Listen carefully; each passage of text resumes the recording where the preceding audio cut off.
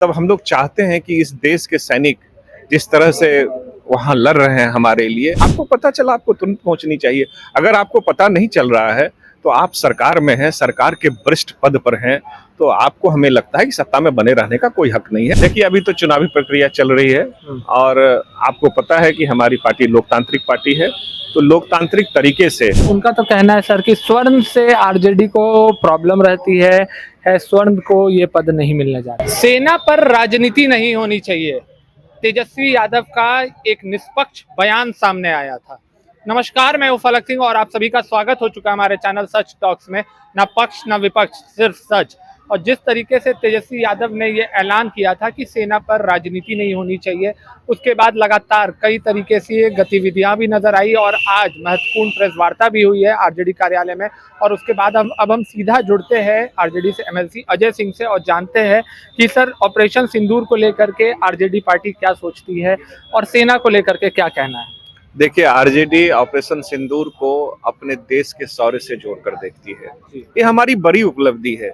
ये हमने जो दहशतगर्दी का जो कारखाना था उसको हमने तबाह किया और इसमें हमारे वीर जवानों का, अर्धसैनिक बलों का बड़ा योगदान है और मुझे उन पर गर्व है। हमारी पार्टी को गर्व है, हमारे नेता आदरणीय तेजस्वी जी को गर्व है और हम लोग इसको मतलब हम लोग चाहते हैं कि इस देश के सैनिक जिस तरह से वहाँ लड़ रहे हैं हमारे लिए और वो लड़ रहे हैं, इसीलिए हम लोग महफूज भी हैं और हर तरह की सुविधा उनको मिलनी चाहिए। ये हमारी पार्टी चाहती है। सर, लगातार बीजेपी पार्टी की तरफ से ये कहा भी गया कि बताया नहीं गया और इस पर भी तब नेता प्रतिपक्ष का बयान सामने आता है, इस पर क्या कहिएगा। अच्छा, सही सरकार उनकी है, शहीद को श्रद्धांजलि देने के लिए हम बताएंगे। ये तो अंतरात्मा की आवाज होनी चाहिए और हमारे नेता प्रतिपक्ष तो अंतरात्मा की आवाज से काम करते हैं और इसमें शहीद को श्रद्धांजलि देने में राजनीति नहीं होनी चाहिए। आपको पता चला आपको तुरंत पहुंचनी चाहिए।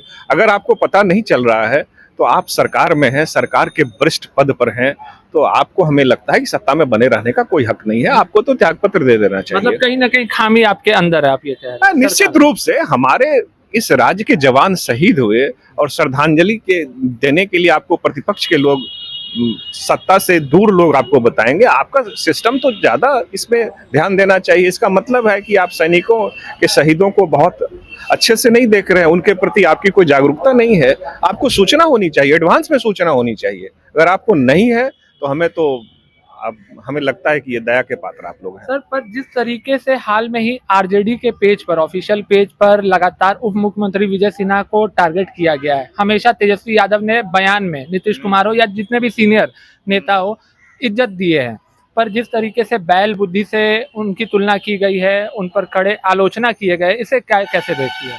देखिए, उसे तो मैंने देखा नहीं है और वो आलोचना के लायक है भी। हमें ये लगता है कि उनका ये कहना कि हमें सूचना नेता प्रतिपक्ष ने नहीं दिया इसलिए हम श्रद्धांजलि देने नहीं गए, तो मैं तो ये नहीं कहूंगा कि उनकी बैल बुद्धि है, लेकिन मुझे इस बात का दुख जरूर है कि वो इस तरह का बयान दे रहे हैं। सेना के को श्रद्धांजलि देने के लिए, शहीदों को श्रद्धांजलि देने के लिए उनको किसी दूसरे की जरूरत क्या है? तो इस तरह की बात तो बयान उनको देना नहीं चाहिए और अगर उन्होंने बयान दिया है तो इस पर सोचने की जरूरत है और वो अंतरात्मा से सोचें कि मैंने ऐसा क्यों बयान दिया है। मुझे उनके प्रति पूरी सहानुभूति है।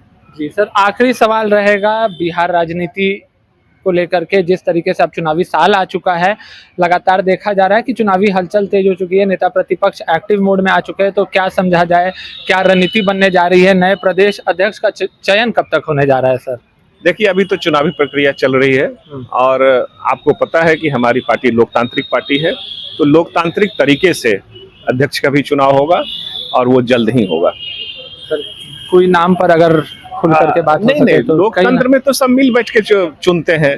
नाम का चयन तो दूसरे दल में आपको पूछना होगा, क्योंकि वहाँ लोकतंत्र तो है नहीं, एक तंत्र है, वहाँ आप पूछ सकते हैं। हमारे यहाँ तो लोकतांत्रिक पद्धति है।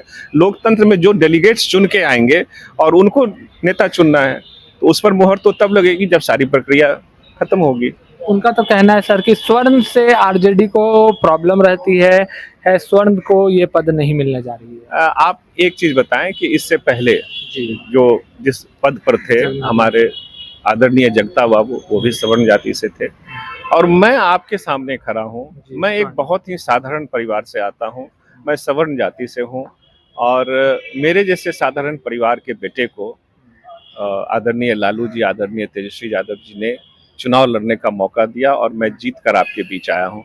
मुझे तो लगता है हमारे जैसे बहुत से लोग हैं और इतिहास भी गवाह है, जब आदरणीय लालू जी की सरकार थी तो उसमें सबसे ज्यादा राजपूत कम्युनिटी के मंत्री थे। सवर्ण तो ये तो A to Z का नारा तेजस्वी जी ने दिया है और तेजस्वी जी ने इसको प्रूव भी किया है। तो A to Z पर सर इस बार आरजेडी पार्टी अमल है, MY समीकरण नहीं है। नहीं, आरजेडी में सबका स्वागत है। A to Z का मतलब उसमें दलित भी है, अति पिछड़ा भी है, अत्यंत पिछड़ा भी है, पिछड़े लोग भी हैं, सवर्ण जाति के लोग भी हैं, सबको हिस्सेदारी मिलनी है। और हम लोग साझी विरासत में विश्वास करते हैं। साझी विरासत से हमारा साझा सरोकार से है कि अगर दलित हाशिए का समाज है तो वो भी हमारे साथ आए, अगर सवर्ण है तो वो भी हमारे साथ आए। हमारी साझी विरासत में जो लोग सरोकार रखने वाले हैं सबका स्वागत है और आदरणीय नेता प्रतिपक्ष ने सबको साथ लेकर चलने का वादा भी इस राज्य से किया है, इस आवाम को किया है उन्होंने। जी धन्यवाद सर। तो ये थे देखिए हमारे साथ अजय सिंह जी, जिनके तरफ से आपने साफ तौर पे सुना है कि जो आरजेडी पार्टी का जो अब मोटो बन चुका है वो MY समीकरण नहीं, A to Z के मोटो पे चलने वाली पार्टी है। और साफ तौर पर एक बार स्पष्ट कर दिया है कि सेना को जो सम्मान मिलना चाहिए वो मिलकर रहना चाहिए। इसके लिए आरजेडी पार्टी आवाज उठाते हुए नजर आ रही है और साथ ही साथ में उप मुख्यमंत्री विजय सिन्हा पर भी उन्होंने सहानुभूति जताई है। जुड़े रहे हमारे साथ। सच टॉक का ये वीडियो आप लोगों को कैसा लगा कमेंट करके जरूर बताएं। साथ ही साथ अपने दोस्तों से शेयर करना इस वीडियो को ना भूलें। और हमारा 25 लाख का परिवार फेसबुक पे है, फॉलो बटन पे क्लिक करके जो है आप उससे जुड़ सकते हैं। यूट्यूब पे भी लगभग 25 लाख का परिवार है हमारा, उस पे भी जो है सब्सक्राइब बटन पे क्लिक करके आप जुड़ सकते हैं। साथ ही साथ इंस्टाग्राम और ट्विटर पे भी जो है आप फॉलो करना ना भूलें, तब जाके जो है आपको वीडियो का नोटिफिकेशन सबसे पहले मिलेगा। जय हिंद।